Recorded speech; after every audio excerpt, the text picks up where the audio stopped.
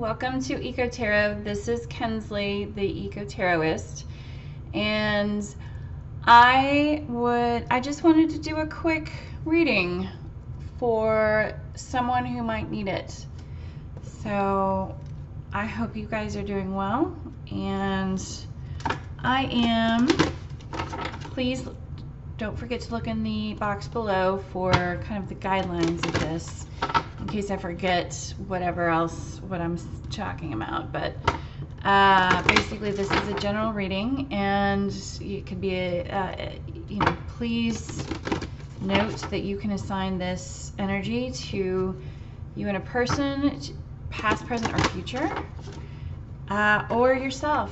So I hope that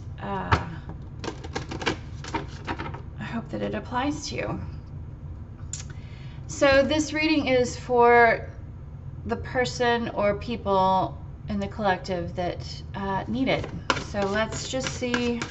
And I'm excited. I'm trying out a new deck. Again, man, I've kind of gotten 3 new decks recently. I got a Amazon gift card, so I kind of sent it on. Cool animal tarot decks and oracles, but okay, so let's just pull out one card as kind of the theme of what we need. And we are going to go with the Sugar Glider, Cleverness, Adventure, and Leap of Faith. All right. So I am starting this new deck that I'm so excited about. This is called the Wildwood Tarot. And honestly, I normally sit with the cards and really take the time to introduce myself to each one of them. It's not weird. I don't know.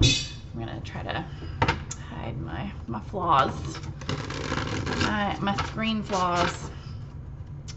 And I didn't this time. And Mark Ryan and John Matthews were the artists for this. And I saw somebody else using this, and I was like, you know what? That is a really cool deck. And I'm just gonna get it, and I'm on a quick lunch break from work, and I don't know. I thank you, Wildwood Tarot, for coming into my life. And Spirit, this message is for someone who needs it right now. Let's add to the Sugar Glider message of Leap of Faith, Adventure, Cleverness. Let's do a couple cards. Let's do 5 cards. I have, when I was in college, I worked at a pet store, and they sold Sugar Gliders, and part of the promotion of, that's probably going to be it. That's probably going to be it. Part of the promotion of selling them was to, well, we had them in I would carry them into my, it's gonna sound really weird, carry them in my bun in the back, and they would kind of just like pass out in the nest of hair. And it was super cool until one peed all over my neck, dribbled down, and I was like, that's the end of that experience. Thanks, no longer self-promoting your pet store. So, but I think of Sugar Gliders as, they need a lot of fruit, a lot of love, and a lot of attention if you're going to keep them as pets. But in the wild, they are obviously fierce flyers, and they escape and are pretty there's some ingenuity there. Cleverness, Adventure, and Leap of Faith. So I watched some video one time that was trying to see how far a sugar glider could go, and they let the sugar glider, poor little creature.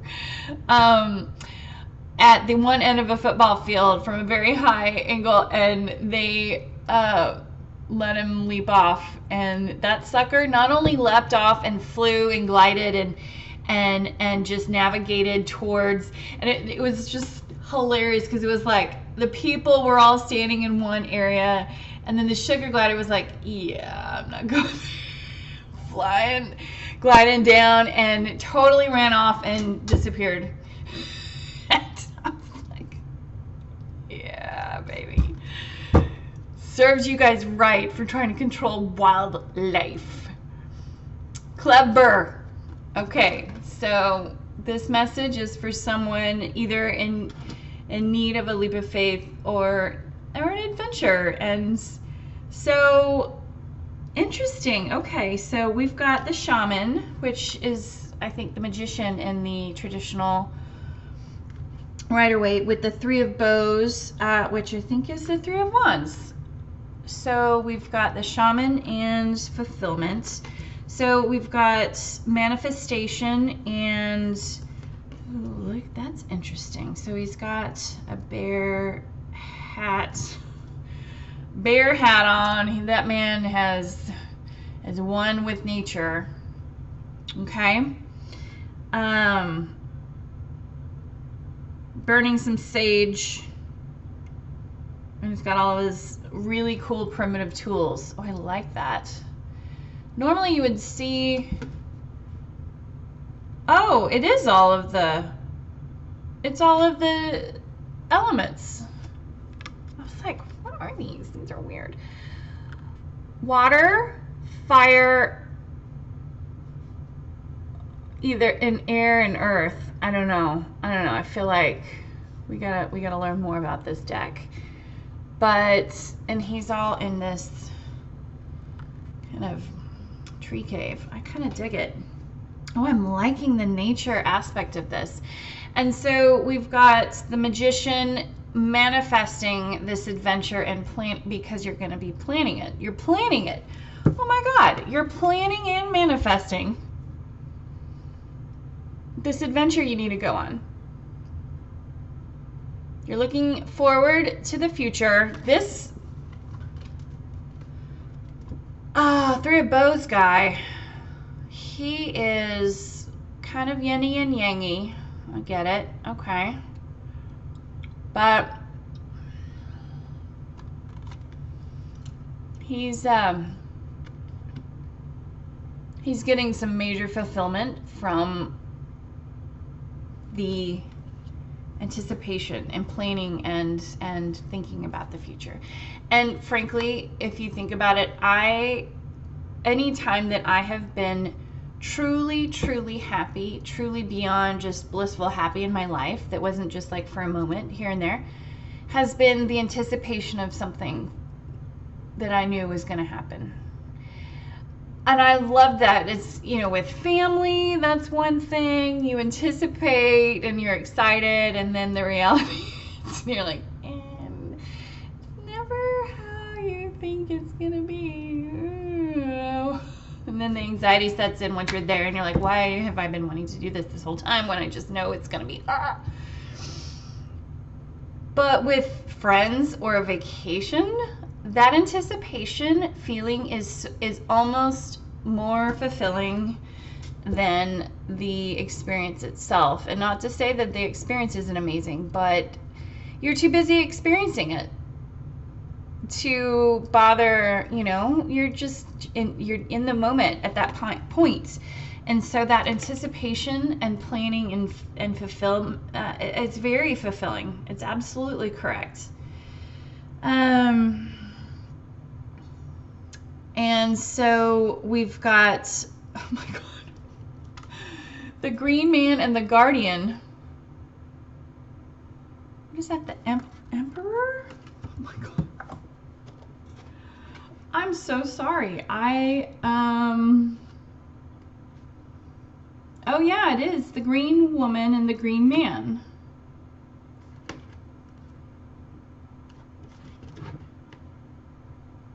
The Green Man stands with the Green Woman at midsummer solstice. This is the time of greatest warmth within the sun at its highest point in the sky. Fire is the element associated with this theme. The great father, the patriarch of nature, the king and the land are one. The dark man of the sacred oak, the heart of the pendragon, and the dagda. The dagda? The dagda. I don't know what that is. But that's the emperor. But he's depicted as a very earthy guy, which, I mean, it's so sad because the Empress is always like, oh, Mother Earth and nature and just abundance and one with the earth. And the Emperor's like this curmudgeon that's like, you know, in charge of all of these businesses. Poor guy. Why didn't he get to stick his bare feet in the ground, in the grass? Get to hang out in nature. So I like this guy. Men, poor men. I feel bad for men sometimes. They really get, you know, oh yeah, well, you know, the patriarchy, blah, blah, blah. Sometimes they get so, what is the word? They're just, oh yeah, well, they're taking care of all of it. They're the provider, right? That they never get to be emotive sometimes, or really in touch with their feelings, or in touch with nature sometimes. Yeah, I mean, hiking and all that, but it's like you're supposed to just figure it out, deal with it. And I feel bad for them sometimes. And then you've got the Guardian, which I'm assuming is, that's some heaviness. This is 15, which is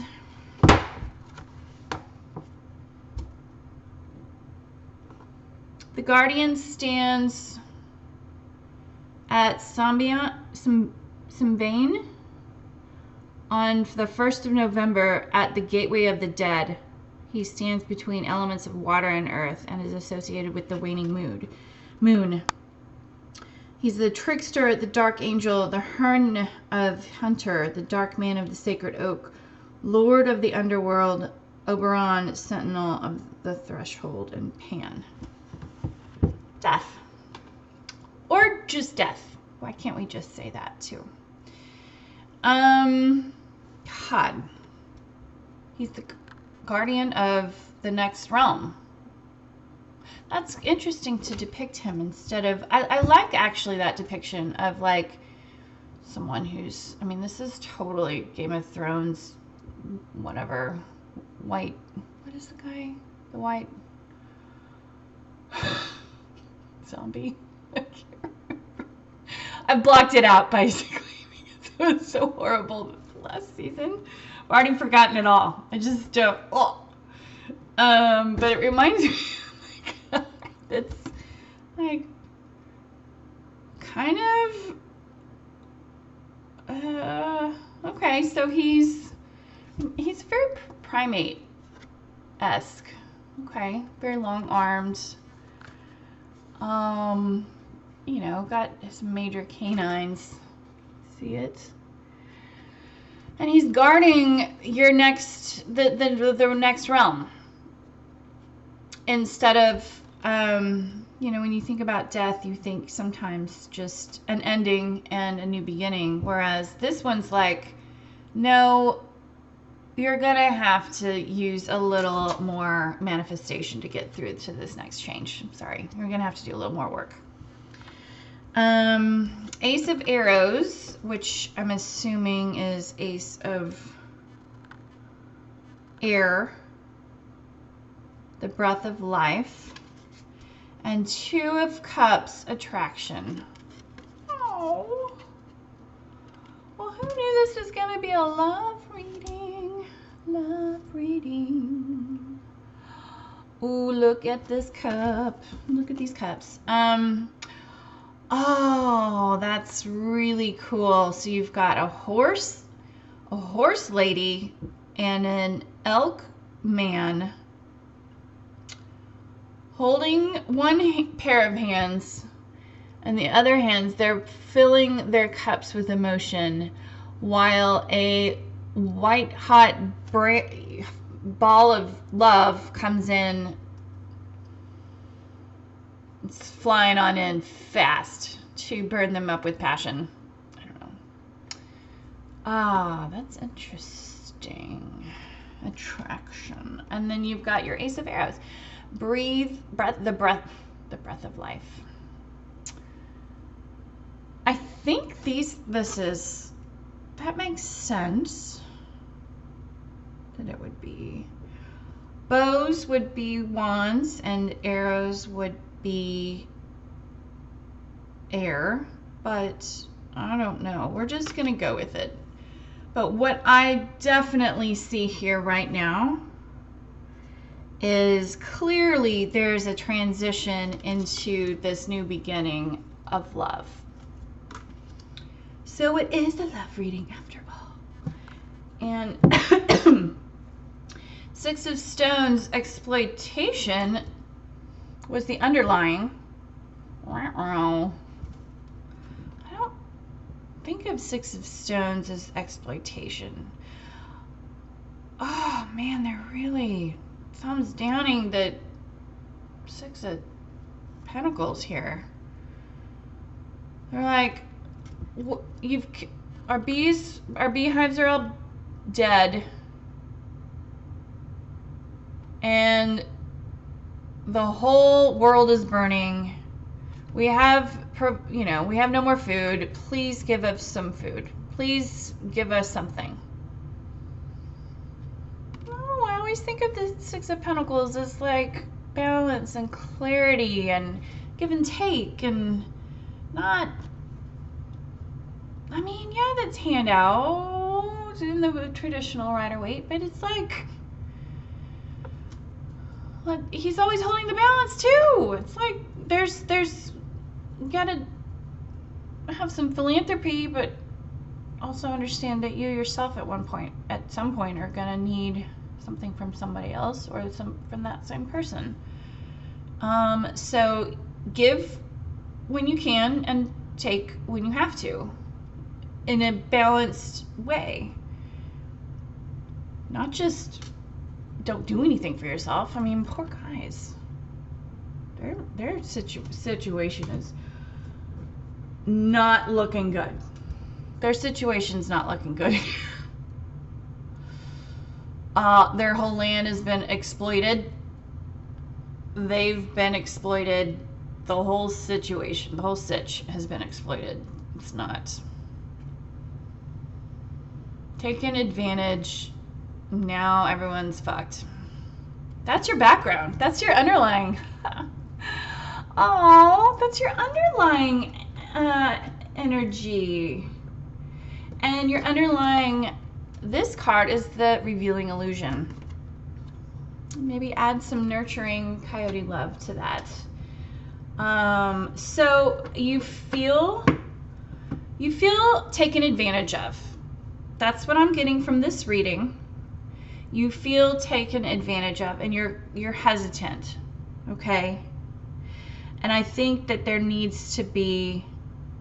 has to be a point in time where,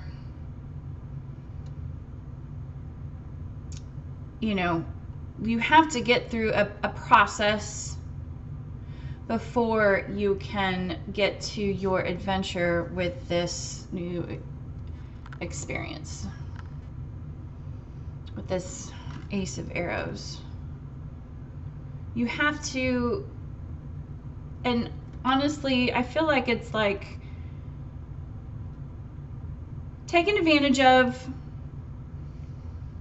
manifesting and looking and planning for adventure, death and transition.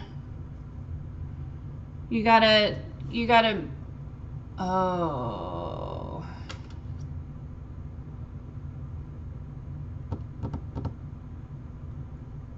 Okay.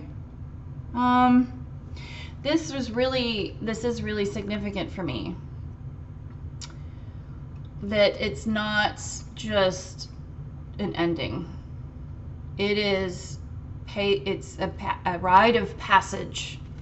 This is a rite of passage. not just an ending. You have to go through something really, really difficult to get to the goods and the adventure and the planning and the manifestation and the yummy anticipation. And I think it lies within this green man. I'm going to read more about this guy, the 4.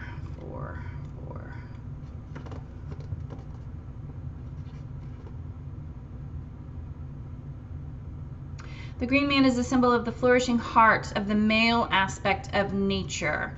One of the most ancient,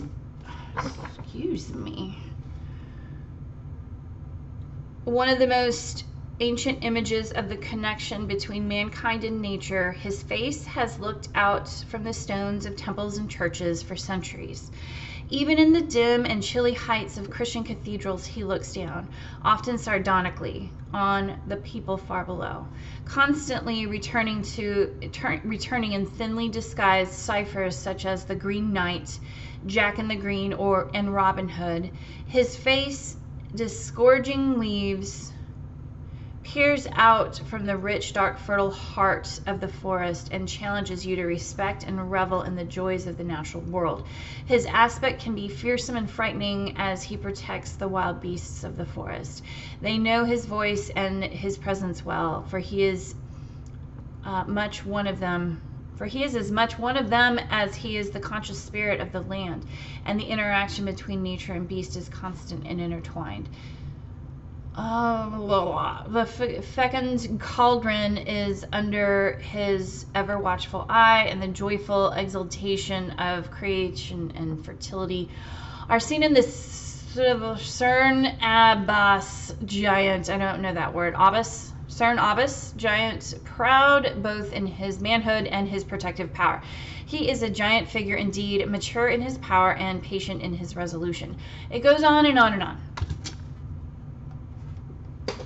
Got enough of you. We figured it. We got enough for that moment.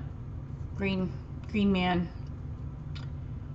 And I think that's what this whole reading is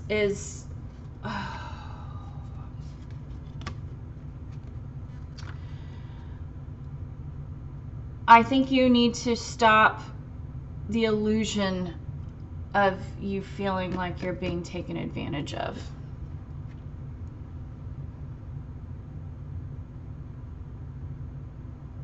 Stop the illusion. Because if you really think about it, when we are being taken advantage of, like, who is it really? Like, it's really ourselves, not to blame, but to make of a situation what it is. To wallow in self-pity and sadness about your situation, or change it. Start making plans. Start stirring, putting in the ingredients into this cauldron, and stirring with your big old elk horn, or whatever horn, spoon, ladle, your elk ladle, and start putting the ingredients into this pot to get yourself ready. It takes time. It takes hours to simmer a really amazing soup, unless you use the Instant Pot. Beat that, green man. Instant Pot that shit. No, nothing about this is coming in hot, except for the hot love that you're gonna get later, but you have to put in the work first. You have to put in the work, man. Get rid of that illusion. Start manifesting and planning and putting your, I consider this and the same thing. Like, be more one with nature, you know, like I said earlier, men never get to, they always are the masculine providers that are just, there's a burden of the world like Atlas on their shoulders, and they don't get to stick their bare toes in the grass, the soft green grass. And maybe that's either because I feel like when I'm a single mom, and so I have to use my masculine side of myself to provide for my children and to take care of the house and all the things that need to happen. And I hate it. I don't like using my but I have to, and it just kicks in. And it's like, so there's a masculine part of us all. It's the action base, this is doers, and so understand that there has to be some planning, and you have to have the right ingredients for what you really want out of life. And it looks like it's love. It looks like it's something is a part of love. And once you do that, I think, ooh, you've got this,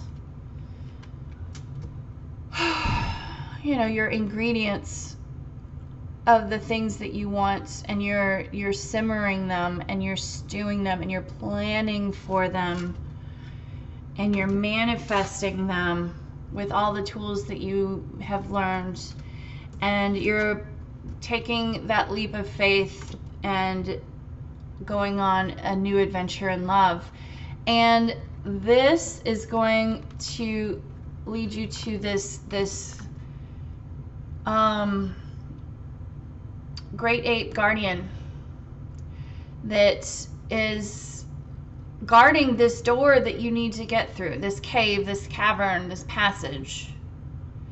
And it's not just going to be an ending and a new beginning. You're going to have to prove your worth, and you're going to have to provide an offering of what you've stewed in this big old ass pot.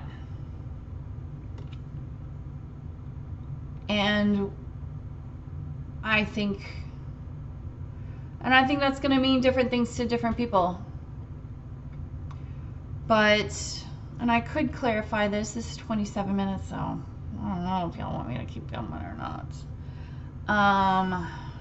Well, I'm kind of curious. I'm a little bit curious as to what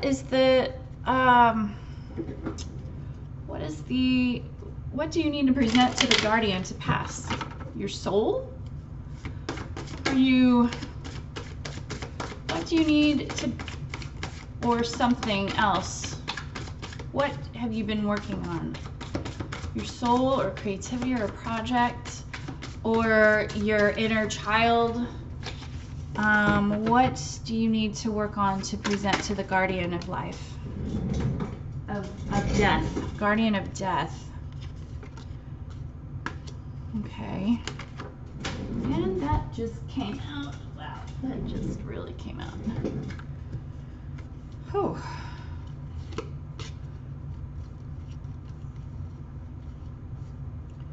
Okay, you got the Daughter of Cups, the Father of Swords, the Eight of Swords, and the Empress.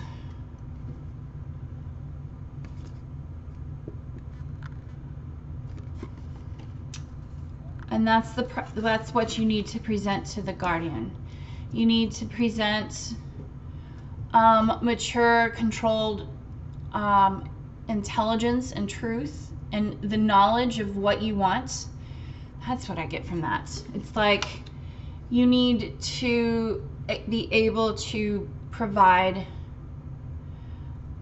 a beginner's mind in love, and be willing to communicate love or your emotions. You need to know exactly what you want,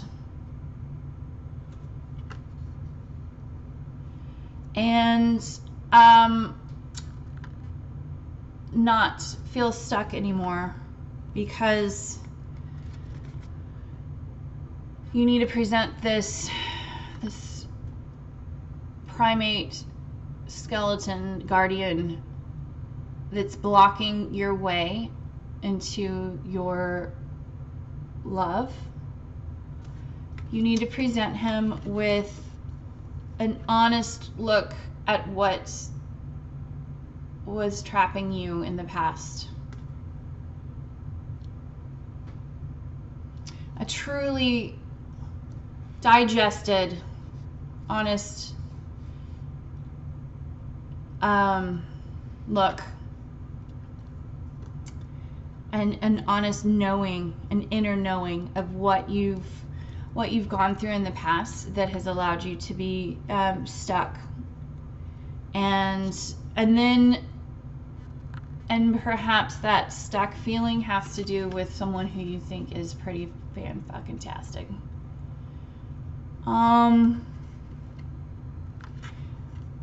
Oh wow, I really see that. I see that as you have to present them with your bare soul. You have to bare your soul to this skeleton ape guy, the guardian. You have to bare your soul to the guardian and really